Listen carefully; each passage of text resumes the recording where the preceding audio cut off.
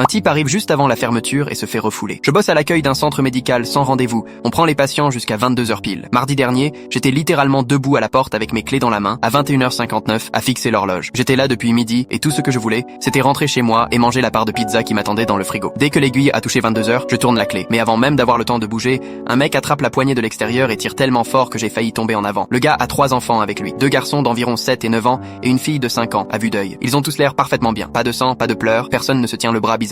Donc je retourne à mon bureau en me disant, bon, ok, il est rentré avant que je ferme, je vais les enregistrer et finir vite. Je rallume l'ordi, je m'assois, et là, le type ne vient même pas à l'accueil. Il repère un pote à lui dans la salle d'attente et va directement lui parler. Ils se mettent à rigoler, à parler d'un barbecue du week-end dernier. Les gamins courent partout, jouent à tachat entre les chaises. Moi, je regarde l'heure. 22h01, 22h02. Il parle encore. Il ne m'a même pas regardé une seule fois. Je vois Julie, l'infirmière, au fond, en train de scroller sur son téléphone, prête à partir. Le docteur Morel a déjà mis son manteau. 22h03 et le mec continue de bavarder. Alors j'éteins l'ordi. L'écran devient noir avec le petit clic. Puis je coupe les lumières principales de la salle d'attente. Les panneaux de sortie restent allumés, évidemment, mais la pièce devient vite sombre. Là, il se tait enfin, se retourne et vient vers le comptoir avec un ton désagréable.